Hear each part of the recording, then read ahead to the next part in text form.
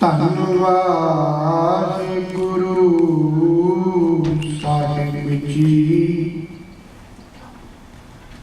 ਗਾਵੇ ਕੋ ਤਾਣ ਹੋਵੇ ਕਿਸੈ ਤਾਣ, ਗਾਵੇ ਕੋ ਦਾਤ ਜਾਣੇ ਨਿਸ਼ਾਨ। ਗਾਵੇ ਕੋ ਗੁਣ ਵਡਿਆਈਆਂ ਚਾਰ, गावे को विद्या विक्रम विचार। गावे को साज करे तन लिखे, गावे को जी ले फिर दे। गावे को जापै तिसै दूर, गावे को विखे हतरा दूर। कथना कथी न आवे टोट, कथ कथ कथी कोटि कोट कोट। दीदा दे लैंदे थक पाहें, जुगा जुगंतर खाही खाहें। हुक्मी हुक्म चलाए रहा, नानक विकसै परवाह। हुक्मी हुक्म चलाए रहा, नानक विकसै परवाह। गरीब नवाज सतगुर सच्चे पातशाह जी पावन हजूरी विच जुड़ी मिलती बैठी बड़े भागी सासंग जी। बड़े भागी हो आप जो श्री गुरु ग्रंथ साहिब जी की पावन चरण शरण सुशोभित हो के कीर्तन मूलक हीरा की दात श्रवण करके जीवन की अगवाई लैके आत्मक रस मान रहे सी, जीवन दीयां घड़ियां सफल कर रहे सी। जप बाणी की लड़ीवार कथा आप श्रवण करते आ रहे हाँ। दो पौड़ियां की कथा कल तक संपूर्ण हुई सी। तीसरी पौड़ी का पाठ श्रवण किया है। इस पावन पौड़ी के अंदर जो मूल विचार श्री गुरु नानक साहिब जी ने कही है वे धर्म के जानकारा ने धर्म की राही कुदरत विचों जैसा जैसा कादर अनुभव किया है, जैसे जैसे कुदरत विचों कादर दे गुण अनुभव किए हैं, वैसे वैसे गुणां की धर्म के जानकारा ने वडियाई की है, गुणां का वर्णन किया है। इसकी कथा जो गुरबाणी के आधार से बनती है वो आप जी नाल दासरा सांझी करे। इस तो पहला आओ सारे गुरु दर करती चली आ रही मर्यादा अनुसार सतगुरु पातशाह वालों बख्शी फतेह के नाम सांझ पाइए। सारे प्यार नाल आखो जी वाहिगुरू जी का खालसा वाहिगुरू जी की फतेह। जो मन देखे परमन तैसा, जैसी मनसा तैसी दशा।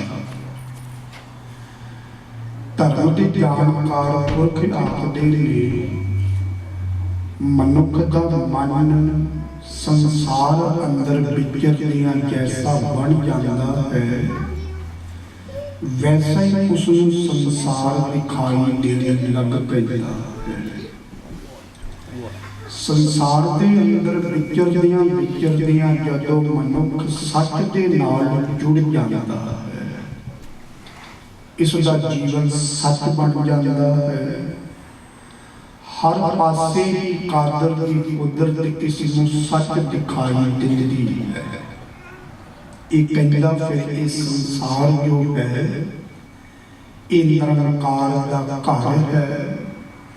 जे निरंकार सच है तो फिर वो घर दे विच वसन वाला घर भी तो उसका सच है। ये जग सच्चे की है कोठड़ी, सच्चे का विश्वास। एक ना हुक्म समाए ले, एक ना हुक्म करे विनाश।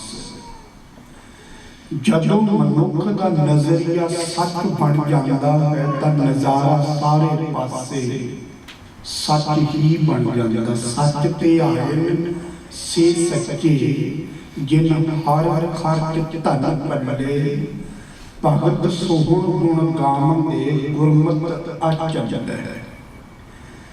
जदों ये सच्चे दे गुण गाउंदा है, गाउंदियां गाउंदियां हर पासे ही इसनूं सच ही सच दिखाई दिंदा। एक नजरिया है।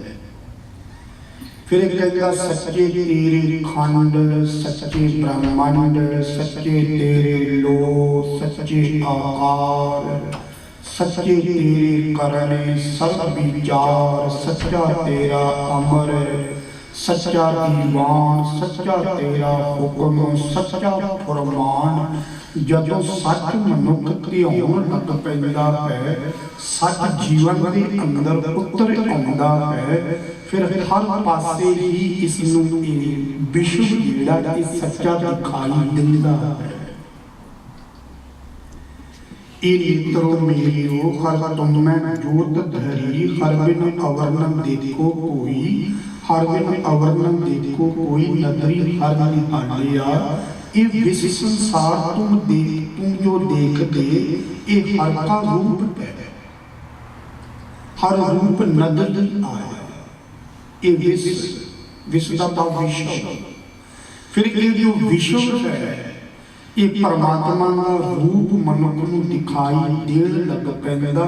पर उदों जदों मनुख सच दे नाल जुड़दा है, जदों सच्ची बाणी दे नाल जीवन सच्चा हुंदा है ते इसका नजरिया सच होण दे कारण हर पासे दा नजारा सच्चा दसन लग पैंदा। पर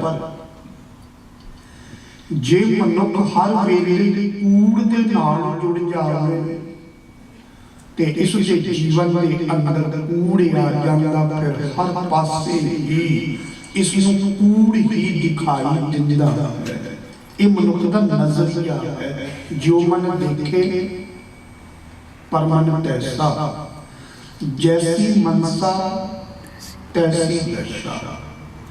जब कूड़ दे नाल जुड़ता है फिर हर पासे कूड़ राजा, कूड़ प्रजा, कूड़ सब संसार, कूड़ मंडप, कूड़ माड़ी, कूड़ बैसन हार, कूड़ सोयना, कूड़ रूपा, कूड़ पहनन हार, कूड़ काया, कूड़ कपड़, कूड़ रूप अपार, कूड़ मीना, कूड़ बीबी खप होए खाप। फिर नजरिया ये है कूड़ जीवन के अंदर आ गया है।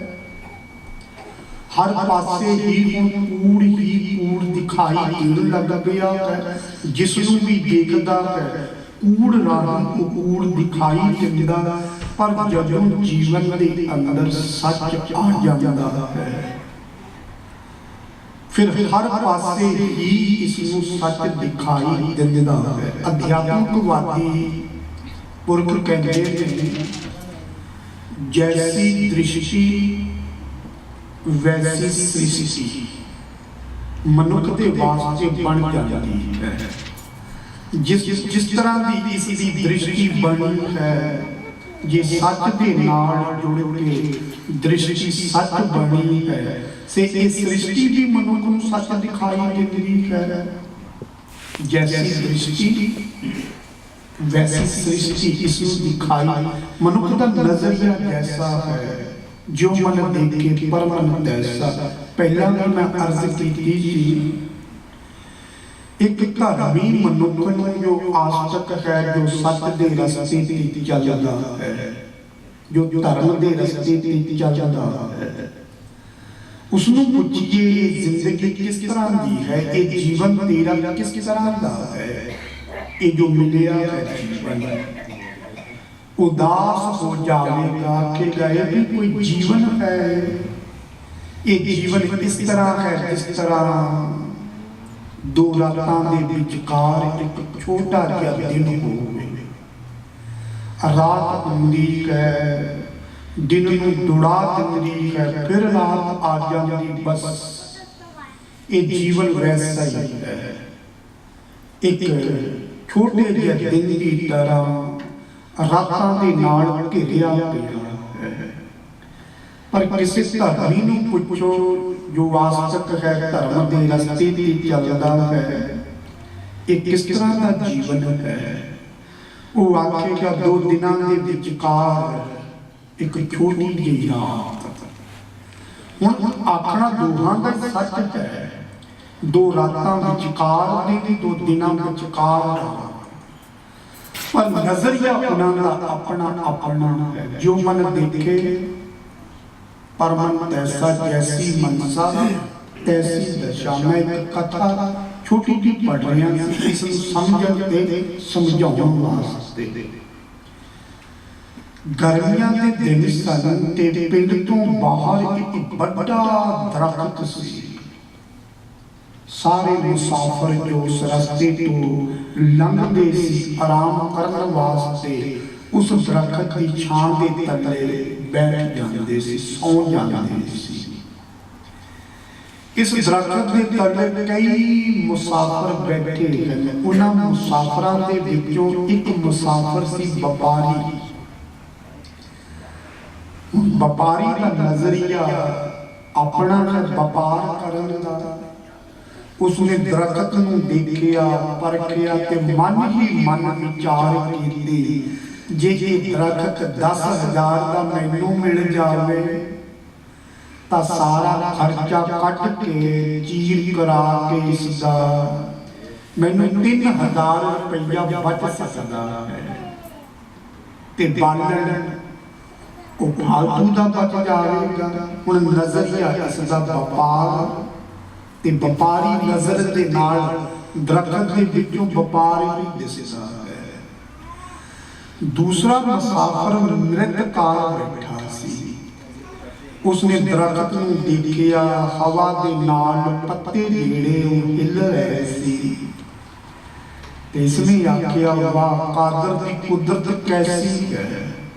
ये पत्ते भी दरख्त दे नृत्य कर रहे हैं, टहनियां भी नृत्य कर रही हैं।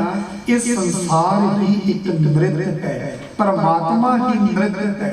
ये देखो कादर दी कुदरत दे विच ये दरख्त दे पत्ते ये भी नृत्य कर रहे हैं। हुण नृत्यकार नूं दरख्त दे विचों नृत्य दिखाई दिता है। उसे दरख्त दे तले एक कवि भी बैठा सी। हुण इसने अपने नजरिए नाल दरख्त नूं देखिया ते कविता लिखी। दरख्त बड़ा उपकारी है, ठंडी छां दिंदा है, मिठे फल दिंदा है, पंछियां नूं रहण वास्ते घर दिंदा है, ऑक्सीजन दिंदा है, कार्बन डाइऑक्साइड नूं खा जांदा ते वातावरण नूं शुद्ध रखदा है। आखिर दरख्त जिहड़ा है अपनी पूरी पूरी लकड़ी इंच इंच कुर्बान कर जांदा। जे किसी ने उपकार सीखना होवे ते दरख्त तो सीखे।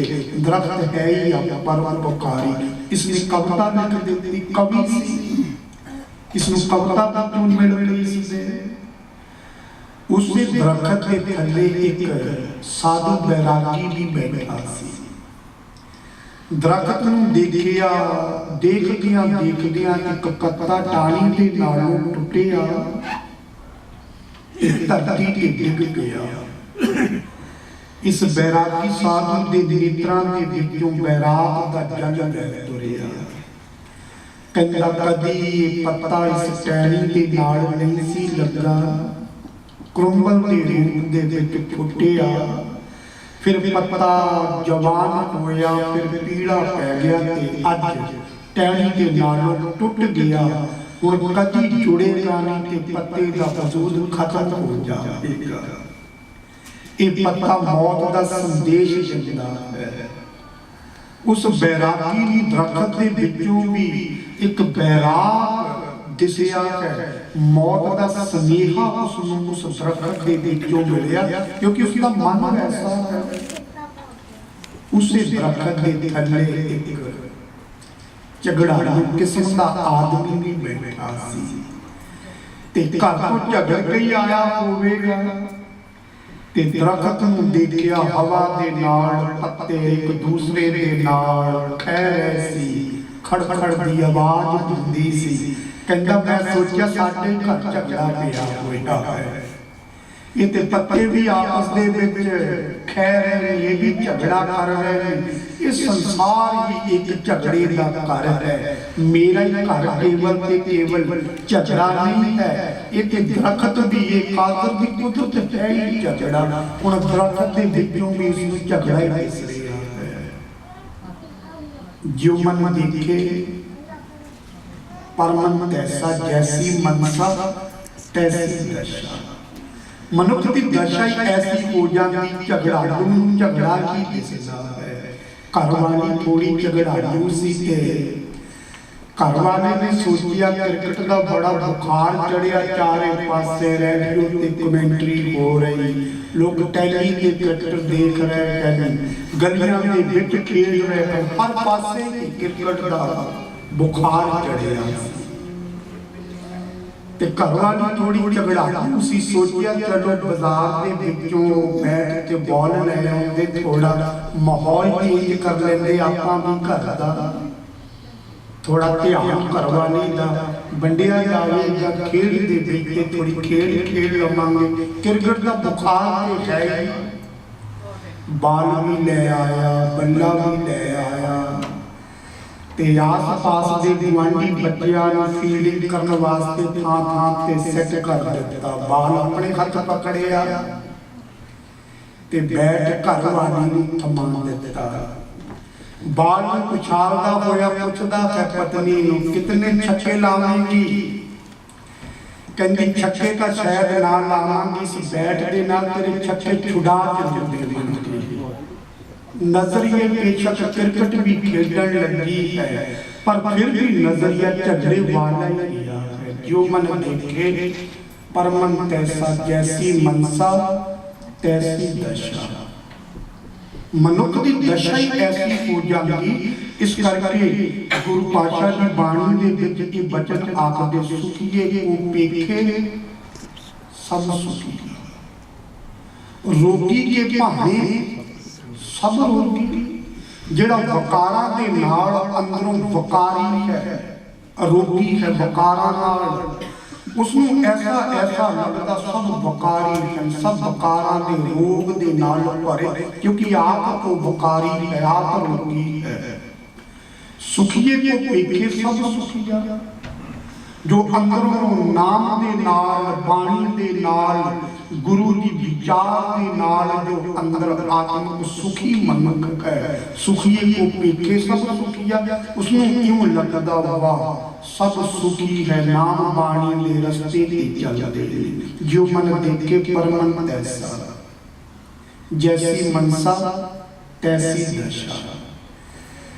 ਭਾਈ ਗੁਰਦਾਸ ਜੀ ਨੇ ਇੱਕ ਪੁਰਾਣਿਕ ਕਥਾ ਲਿਖੀ, ਇੱਕ ਪੌੜੀ ਦੇ ਅੰਦਰ। ਇਸ ਬਾਤ ਨੂੰ ਥੋੜਾ ਨਿਖਾਰਨ ਵਾਸਤੇ, ਸਿੱਧ ਕਰਨ ਵਾਸਤੇ ਪੌੜੀ ਲਿਖੀ ਤੇ ਪੁਰਾਣਿਕ ਕਥਾ ਹੈ, ਪੁਰਾਣਾ ਕਥਾ ਉਹਦੇ ਵਿੱਚ ਲਿਖੀ ਹੈ। ਇਸ ਗੱਲ ਨੂੰ ਸਪਸ਼ਟ ਕਰਨ ਵਾਸਤੇ ਜੈਸੀ ਦ੍ਰਿਸ਼ਟੀ ਵੈਸੀ ਸ੍ਰਿਸ਼ਟੀ, ਇਸ ਗੱਲ ਦਾ ਖੁਲਾਸਾ ਭਾਈ ਸਾਹਿਬ ਕਰਦੇ ਨੇ।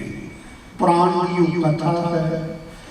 ਪਹਿਲੀਆਂ ਦੋ ਪੰਕਤੀਆਂ ਦੇ ਅੰਦਰ ਜੋ ਮਨੋਵਿਗਿਆਨਕ ਕਹਿੰਦੇ ਸੀ, ਕਲੋਜਿਸਟ ਕਹਿੰਦੇ, ਪਹਿਲੀਆਂ ਦੋ ਪੰਕਤੀਆਂ ਵਿੱਚ ਉਹ ਬਿਆਨ ਕੀਤਾ ਭਾਈ ਗੁਰਦਾਸ ਜੀ ਨੇ।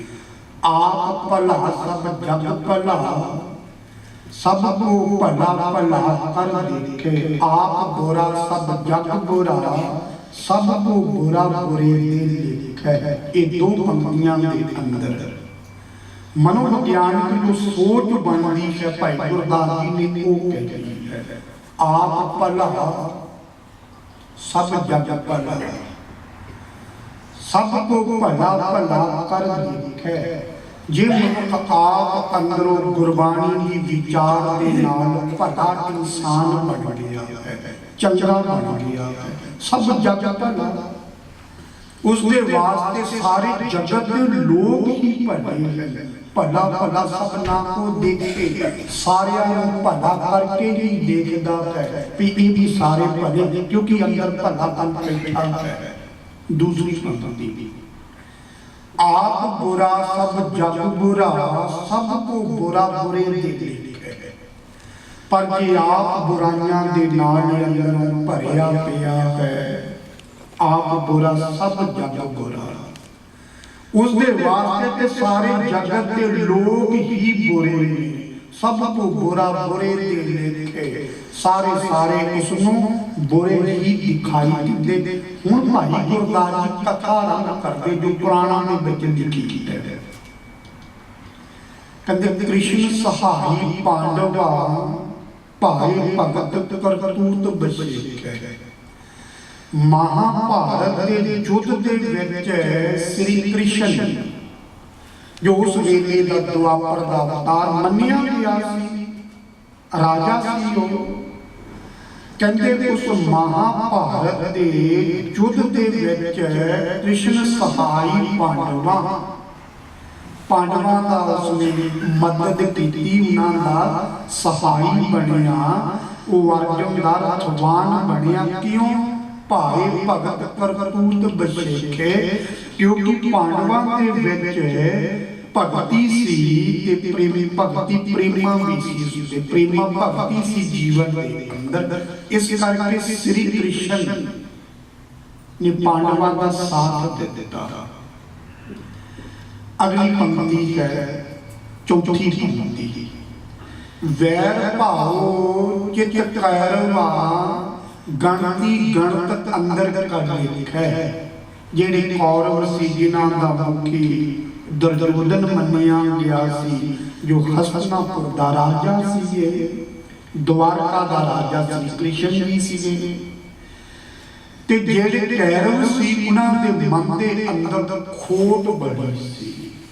खोट दे करके ही उन्होंने जुआ खेलिया, द्रौपदी ने बेपत करने की कोशिश की। वैर भाव चित कैरवा, गणती गणत अंदर का लेके अंदर कालक सी ते हर वेले खोट दियां की सोचा सोचदे रहंदे सी। पंजवीं पंक्ति अंदर भाई गुरदास जी कहते बुरा भला पर बन्निया, भालण गए ना दृष्ट सरेखे।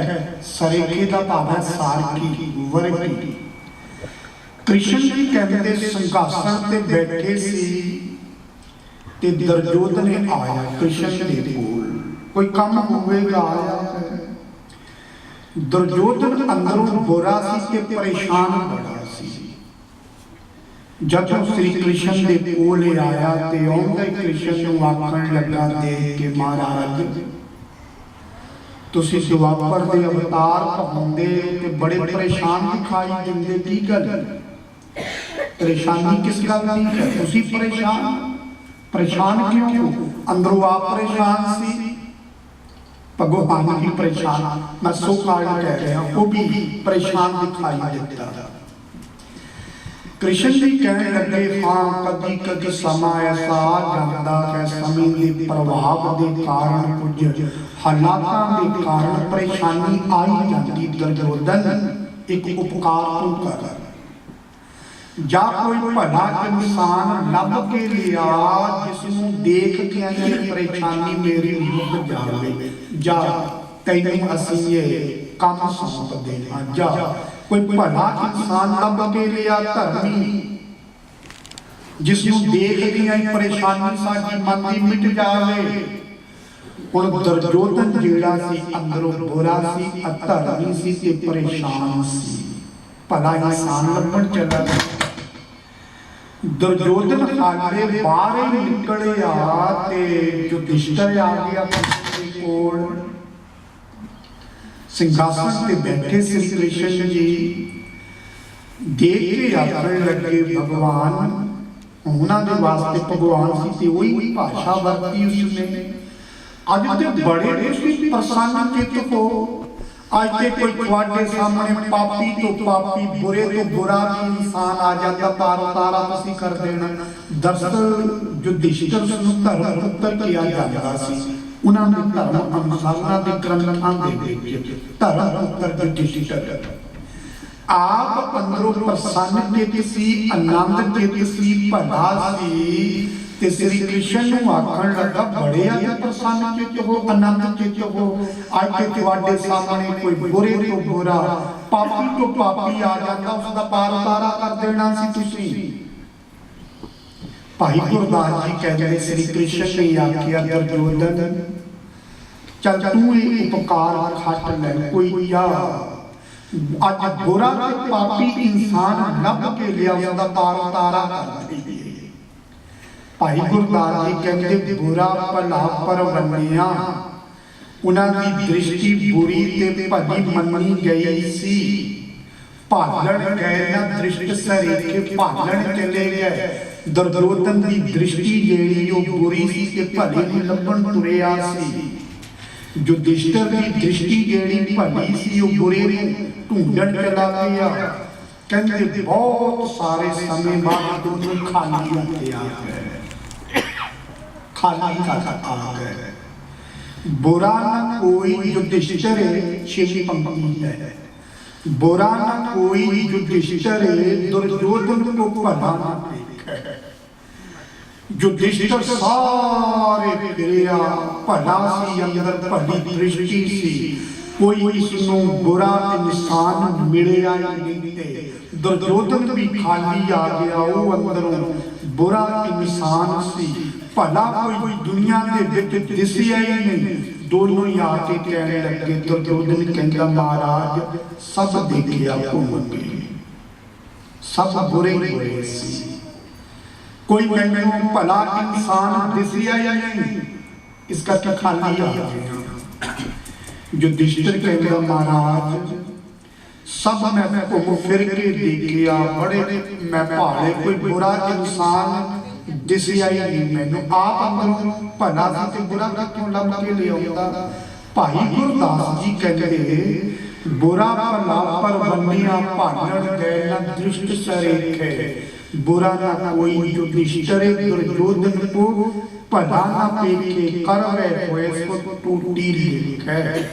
अखीली पंक्ति सतवीं विच फैसला दिता।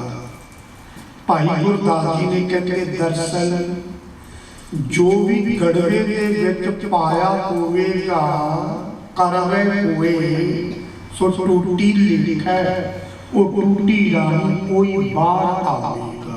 वो गड़वे दे विच पानी पावो ते पानी आवेगा टूटी राही, दुध पावो ते दुध आवेगा, जो पावे भांडे विच वस्त सान निकले। क्या कोई करे विचार, कोई दूसरा कर ही सकता है जो भांडे विच वस्तु पाई है, वही भांडे विचों वस्तु निकले। एक कदी भी होवेगा भांडे विच तुसी पानी पा दिओ ते आखो साडे महापुरखां ने भी घिओ बना दिता, सब घिओ बन गया। एक कदी कदी भी ऐसा हो ही नहीं सकता, क्योंकि परमात्मा के जो नियम है, परमात्मा का जो हुक्म ने नियम किया है, हुक्म अंदर सब तो बाहर हुक्म ना होवे। सारे के परमात्मा के हुक्म, परमात्मा के लॉ, परमात्मा के नियम के अंदर बाहर हुक्म ना, नियम को बाहर कुछ हो ही नहीं सकता, कदी भी नहीं हो सकता। ये कहानियां बना लिया गया, गाजर छोटा सी महापुरखा ने जपा दी, फुट बद गया। लंगर घट रहा सी, महापुरखा ने क्या बताना शुरू कर दियो, लंगर मुक्के ही ना, ये कहानियां बना बना के सुनाइयां गईयां कि ये पंक्ति दे अर्थ असी उल्टा सकदे हां।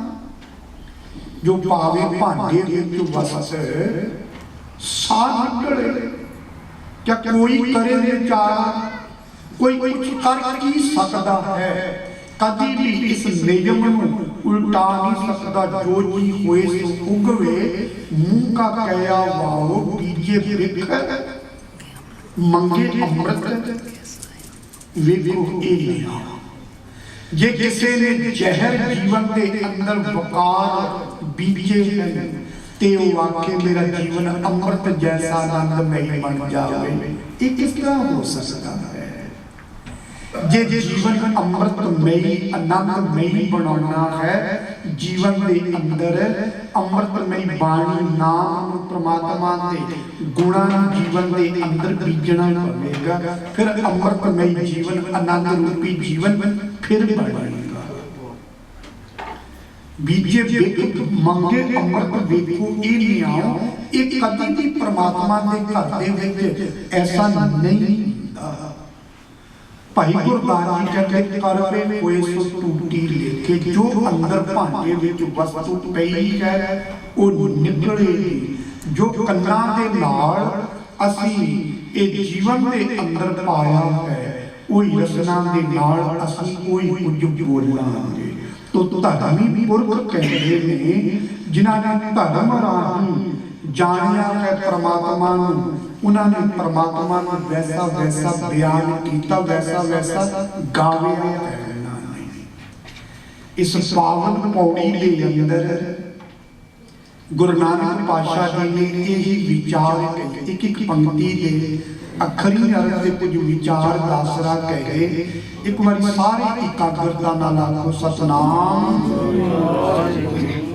साहिब फरमाउंदे ने, गावे को तान होवे किसे तान, जे किसे नूं परमात्मा ने बल ताकत दी दात दे दी है, वो परमात्मा इहो गुण दा परमात्मा है ही बल वाला, परमात्मा है ही ताकत वाला, क्योंकि उसनूं परमात्मा ने तान दिता है ते उस तान राही उस मनुख का नजरिया ये बनिया परमात्मा है ही शक्ति, कोई व्यक्ति नहीं है।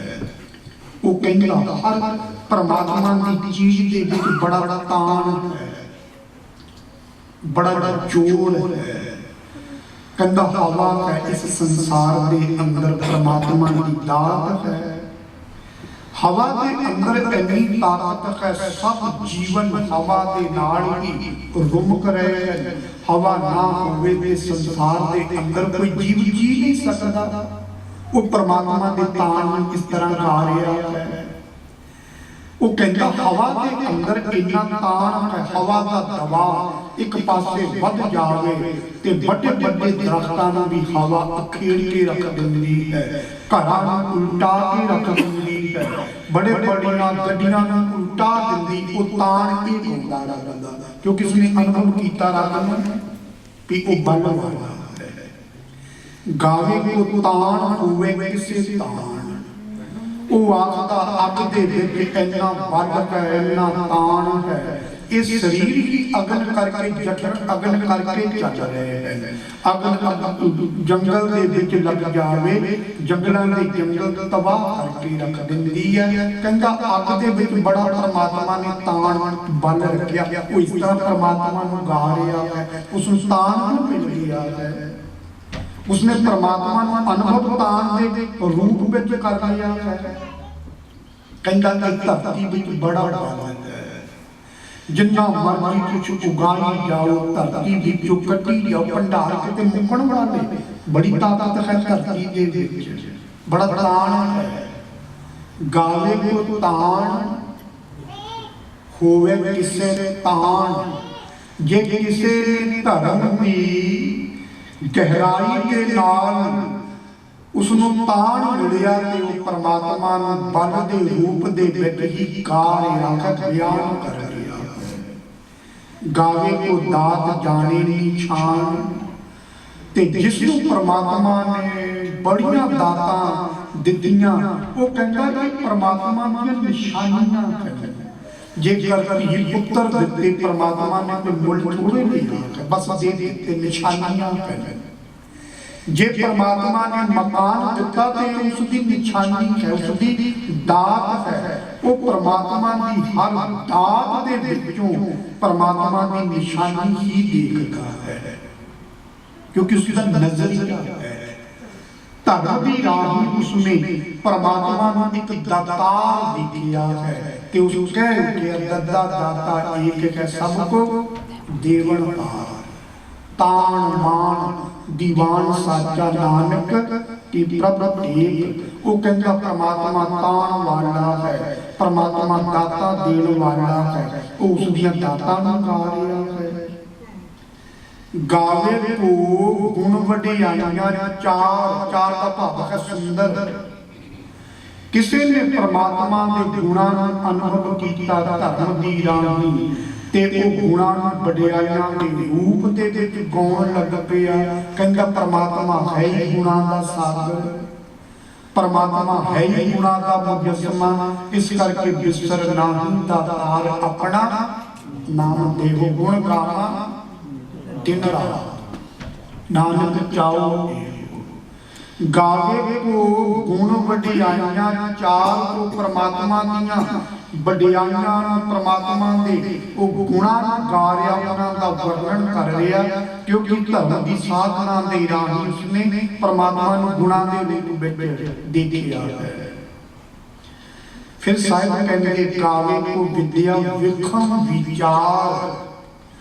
कोई मनुख विद्या दे नाल परमात्मा दे विखम कठन ज्ञान गा रहा। वो कहता परमात्मा का ज्ञान बड़ा विखम है, बड़ा विखम।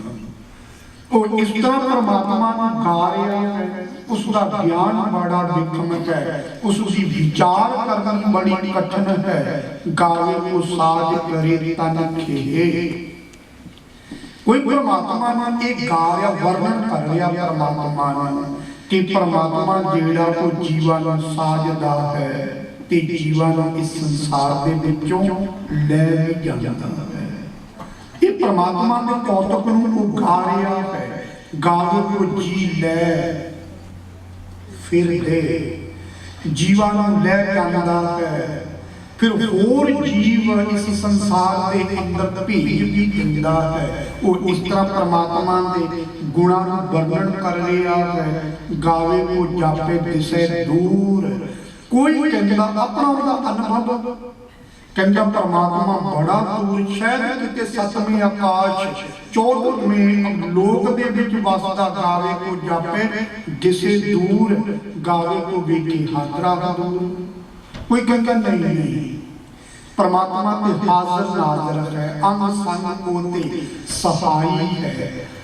आस्तिक दा अपना अनुभव नहीं हुंदा ते नास्तिक की कोई खोज नहीं हुंदी।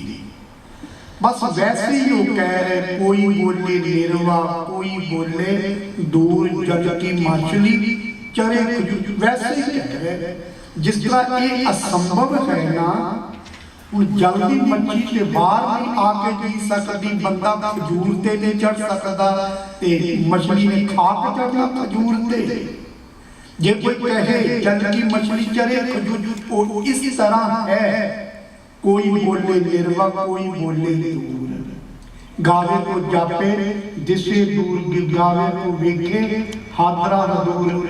आस्तिक दा कोई अनुभव नहीं हुंदा ते नास्तिक दी कोई खोज नहीं हुंदी। सुनी सुनाया सब कुछ को कह रहे हैं। कथना कथी न आवे टोट, कथ कथ कथी कोटि कोट कोट, करोड़ा करोड़ा कोटि करोड़ा करोड़ा ने परमात्मा दे गुण गावे ते कथन कीते, पर उस दे गुणां दे विच वो परमात्मा नूं पूर्ण तौर ते कोई कथन नहीं कर सकिया। कोई भी पुस्तक करे अनेक जन, अंत न पारा वार। नानक रचना प्रभ रची बहु विद अनेक प्रकार कोई भी टोट नहीं आउंदी भाव पूर्ण तौर से कोई बयान नहीं कर सकता। देता दे लेंदे थक पावे कोई ये गाउंदा है कि परमात्मा दाता दे ही जांदा है पर मनुख दाता लेके थक जांदा कोई थकण वाला नहीं है। दंद घस जांदे हैं पर दात थोड़ी मुकदी है कोई ये गाउंदा है वर्णन करदा परमात्मा ने। दिंदा दे लेंदे थक पावे जुगा जुगंतर खान खान जुगा जुगंतरा तो ये जीव उस दिना दाता नूं भोग दे आ रहे हैं कोई खत्म थोड़ो दाता हुंदियां हुक्मी हुक्म चलाए राहो नहीं पढ़ना इसलिए असी राहो आम करके पढ़ जाते जो गलत पाठ है। ये व्याकरण वास्ते अर्थां वास्ते थोड़ा अंकड़ लाया इसका अर्थ एक वचन रहा हुक्मी हुक्म चलाएगा। वो जो हुक्मी परमात्मा है हुक्म चलाएगा अपने नियम के अंदर इस संसार के रस्ते में चलाया है संसार को चला रहा अपने हुक्म के अंदर अपने नियम के अंदर अग तपश दिंदी है सूरज तपश दिंदा है। ये परमात्मा के नियम को कोई नहीं तोड़ सकता वो चला रहा है। इस तरह नानक विकसे बेपरवाह परमात्मा अपनी कुदरत दे विच वस के इस सृष्टि नूं बेपरवाह निर्लेप होके देख रहा ते चला रहा है बेपरवाह है उसनूं कोई किसी की मुताजी नहीं है।